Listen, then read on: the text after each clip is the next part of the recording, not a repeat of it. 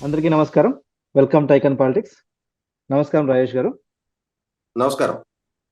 Sir, Prashanth Kishore గారు ఆయన I-PAC committee నుంచి దూరంగా వెళ్ళేసి ఆయన ఒక పార్టీ పెట్టుకున్నారు బీహార్‌లో. ఆయన తన పార్టీ పని చేసుకుంటున్నారు. కానీ అప్పుడప్పుడు ఎందుకో ఇంకా ఐపాక్‌ని వదిలేసాను. ఇంక నేను నాకు ఎటువంటి సంబంధం లేదంటున్నారు. కానీ అప్పుడప్పుడు మళ్ళీ తెలుగు రాష్ట్రాల్లో మెరుస్తూ ఉంటారు. మరి ఆయన్ని అంటే ఆయన ఏ పార్టీకైనా వర్క్ చేస్తున్నారో ఏమిటో ఏమో తెలియట్లేదు. మరి నిన్న వచ్చేసి ఈ మధ్య నారా లోకేష్ గారితో కలిసి వచ్చేసి చంద్రబాబు నాయుడు గారిని కలిసి వెళ్ళారు. ఆ తర్వాత మళ్ళీ అప్పుడప్పుడు మధ్యలో కన్వర్జేషన్ జరిగాయని వింటున్నాం.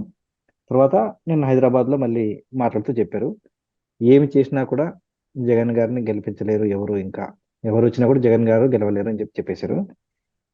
ఏంటి ఎలా చూడాలంటారు? ఆయన పోషిస్తున్న పాత్ర ఏంటి తెలుగు రాష్ట్రాల్లో, ఆ రాజకీయాల్లో? అలాగే ఆయన ఇంకోటి కూడా చెప్పారు, తెలంగాణలో కేసీఆర్ గారు పరిస్థితి ఇంకా దారుణము, టీఆర్ఎస్ పరిస్థితి ఆగమ్య గోచరమని చెప్పారు.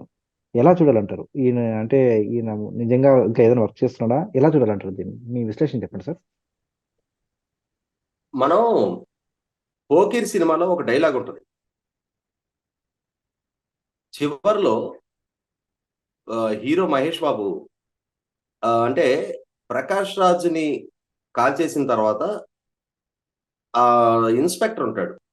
అప్పటి వరకు ప్రకాష్ రాజ్‌కి హెల్ప్ చేస్తూ ఉన్న ఇన్స్‌పెక్టర్. అతన్ని కూడా షూట్ చేస్తూ చెప్తాడన్నమాట. మనం ఒక ముల్లుని తీయటానికి ఇంకొక ముల్లు మనకు సహాయపడింది కదా! అని చెప్పని, ఇది మంచి ముల్లు కాదు. ఇది కూడా ముల్లే అని చెప్పని.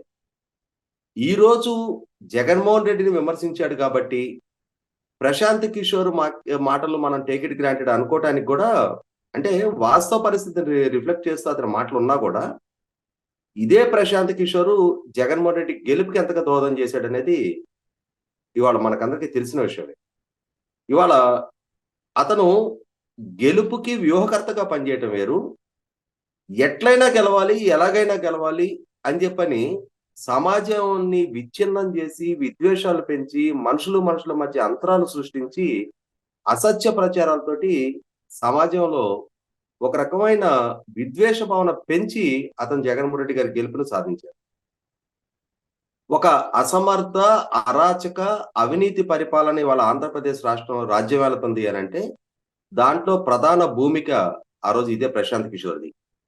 అతనికి సర్విస్ ప్రొవైడర్ అయ్యుండొచ్చు వైసీపీ పార్టీ. కానీ ఆ సర్విస్ ప్రొవైడర్ అనే ముసుగులో నా క్లయింట్‌కి విజయం దక్కించడమే పరమావధి. దానికోసం ఏ అడ్డదారైనా దొక్కుతాను. ఏ నైతిక విలువలైనా నేను వదిలేస్తాను. నా క్లయింట్ గెలుపు కోసం ఎంతటి స్థాయికైనా నేను దిగజారుతాను అని చెప్పని అతను ఎంచుకున్న విధానం, వైఖరి, అతను చేసిన దుష్ప్రచారాలు, అతని ఆహ్, వ్యూహాల మాటునున్న కుట్రలు, కుతంత్రాలు ఇవాళ ఆంధ్రప్రదేశ్ రాష్ట్రం 5,00,00,000 మంది ప్రజలు అత్యంత భారీ మూల్యం చెల్లించుకున్నారు. ఈరోజు అతను తెలుగుదేశం పార్టీకి వ్యూహకర్తగానో, సర్విస్ ప్రొవైడర్ గానో మధ్యలో చంద్రబాబు నాయుడు గారిని, నారా లోకేష్‌ని కలుస్తున్నాడు. రేపటి రోజున తెలుగుదేశం పార్టీ గెలవచ్చేమో. లేదు, అతను గతంలో ఇచ్చిన లాంటి సలహాలు తెలుగుదేశం నాయకత్వం దగ్గర ఇవ్వడానికి సాహసించకపోయి ఉండొచ్చు. లేదు, అతన్ని ఇచ్చే అటువంటి సలహాలని తెలుగుదేశం పార్టీ పరిగణలోకి తీసుకోకపోవచ్చు. కానీ ఆంధ్రప్రదేశ్ రాష్ట్రం చెల్లించిన భారీ మూల్యం, విభజన జరిగిన రాష్ట్రానికి రెండోసారి ఏర్పడ్డ ప్రభుత్వం. అంటే ఒక 5 సంవత్సరాల కాలపరిమితి, మొట్టమొదటి 5 సంవత్సరాల కాలపరిమితి పూర్తయిన తర్వాత ఏర్పడిన రెండో ప్రభుత్వం సృష్టించిన విధ్వంసం ఇవాళ రాష్ట్రానికి 5 సంవత్సరాల తర్వాత రాజధాని ఎక్కడో తెలీదు. విభజన చట్టం కాలపరిమితి పూర్తవుతున్నా కూడా విభజన చట్టంలో అంశాలు ఇప్పటికీ అపరిష్కృతంగానే ఉండిపోయినాయి. ఆర్థిక వ్యవస్థ దివాలా కొట్టడంలోకి వెళ్ళిపోయింది. పెట్టుబడులు కంటికి కనపట్లేదు. శాంతి భద్రతలు అగమగోచరంగా ఉన్నాయి. వైసీపీ పార్టీ నాయకుల అకృత్యాలు, అరాచకాలకు అంతే లేకుండా పోతా ఉంది. అవినీతి తారస్థాయికి చేరిపోయింది. అన్నిటికన్నా ముఖ్యంగా యువత ఒక నైరాశ్యంలో కొట్టుమిట్టాడుతా ఉన్నారు. నేరాలు పెరిగిపోతా ఉన్నాయి. రైతు ఆత్మహత్యలు పెరుగుతున్నాయి. కౌలు రైతుల ఆత్మహత్యలు పెరుగుతున్నాయి. దేశంలోకల్లా అత్యధిక ధరకి పెట్రోల్, డీజిల్ అమ్ముతా ఉన్నారు. 9 సార్లు కరెంటు ధరలు పెంచారు. అంటే ఒక రకంగా రాష్ట్రంలో పెట్టుబడులు రప్పిలేకపోయారు. ఉపాధి కల్పన చేయలేకపోయారు. గవర్నమెంట్‌కి టాక్స్ రెవెన్యూస్ పెంచలేకపోయారు. మార్కెట్ పొటెన్షియాలిటీ పెంచలేకపోయారు. అదే సందర్భంలో ప్రజల నెత్తిన అధిక ధరల భారాన్ని మోపుతా వచ్చారు. ప్రజల జీవన ప్రమాణాలు మెరుగుపడాల్సిన దగ్గర జీవన ప్రమాణాలు కుంటుపడినాయి. ఇవాళ కొనుగోలు శక్తి తగ్గిపోయింది. పర్ క్యాపిటా ఇన్కమ్ పరంగా దక్షిణాది రాష్ట్రాల్లో అట్టడుగు స్థాయిలోకి దిగజారుతా ఉన్నాం మనం. ఇటువంటి పరిస్థితుల్లో ఇటువంటి పరిపాలన అందించిన ప్రశాంత్ కిషోర్ మొట్టమొదట దానికి నైతిక బాధ్యత తీసుకోవాల్సిన అవసరం ఉంది. ఇవాళ అతని వ్యాఖ్యల మీద మనం చర్చించుకునే ముందు ఖచ్చితంగా వాస్తవ పరిస్థితిని రిఫ్లెక్ట్ చేస్తూనే అతని వ్యాఖ్యలు ఉన్నాయనేదైతే అందరూ అడ్మిట్ అవుతాం. జగన్మోహన్ రెడ్డి గారి పరిపాలన చివరి దశకి చేరుకుంది. మళ్ళీ తిరిగి జగన్మోహన్ రెడ్డికి ఇంకొక అవకాశం ఇవ్వడానికి ఆంధ్రప్రదేశ్ ప్రజలు సిద్ధంగా లేరనేది మనకి ఇండిపెండెంట్ పరిశీలకులుగా ఉన్న మీకు, మాకు అర్థమవుతానే ఉంది. ప్రజల్లో ఆ భావం వ్యక్తమవుతా ఉంది. సమాజం ఒక స్థిర నిర్ణయానికి ఇప్పటికే వచ్చేసుంది.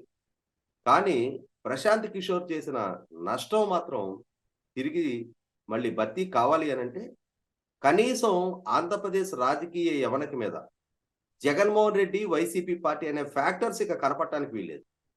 ఆ స్థాయి తీర్పు ప్రజలు ఇచ్చినప్పుడు మాత్రమే బ్రాండ్ ఏపీ అనేది ప్రపంచవ్యాప్తంగా మళ్ళీ తిరిగి విశ్వసనీయత పొందటానికి ఆస్కారం ఉంటది.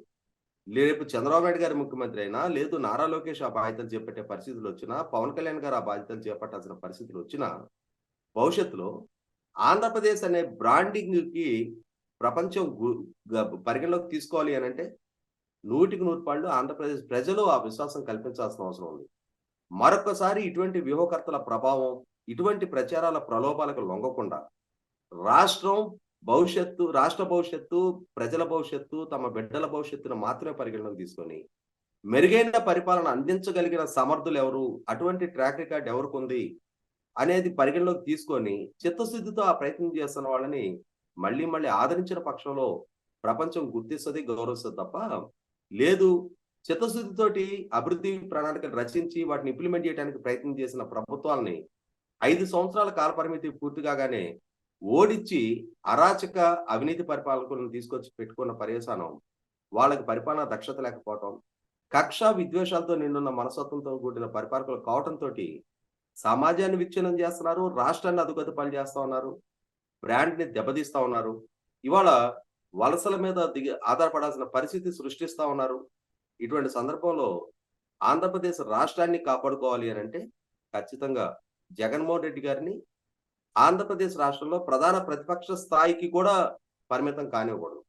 అంటే ఆ స్థాయి సంఖ్యాబలం కూడా రానివ్వకుండా మరింతగా ఘోర ఓటమి ఆయనకి కల్పిస్తే తప్పితే బ్రాండ్ ఏపీని కాపాడుకోవటం అసాధ్యం. ప్రజలు ఆ దిశగా అడుగులేస్తారని చెప్పని ప్రస్తుతం తెలుగుదేశం, జనసేన కూటమికి ప్రజల నుంచి దక్కుతున్న ఆదరాభిమానాలు చూసిన తర్వాత అటువంటి యాక్సెప్టెన్స్ ఈ కూటమికి దక్కడానికి ఆస్కారం ఉందనేది 100% బలమైన సంకేతం కనిపిస్తానే ఉంది. ప్రశాంత్ కిషోర్ కూడా అదే భావన వ్యక్తం చేయడం జరిగింది నేను. చూద్దాం సార్. అంటే ఎలక్షన్స్ టైంలోన కేసీఆర్ గారికి చాలా సలహాలు ఇచ్చారు అనుకుంటా. మరి ఆయన ఉన్నట్టుండి పిలిపించారు. మరి అప్పుడు పనిచేయని సలహాలు మరి ఇప్పుడు చంద్రబాబు నాయుడు గారికి ఎలా పనిచేస్తారో చూడాలి మరి. చూద్దాం మరి ఎలా కాలమే సమాధానం చెప్తుంది. ధన్యవాదాలు సార్.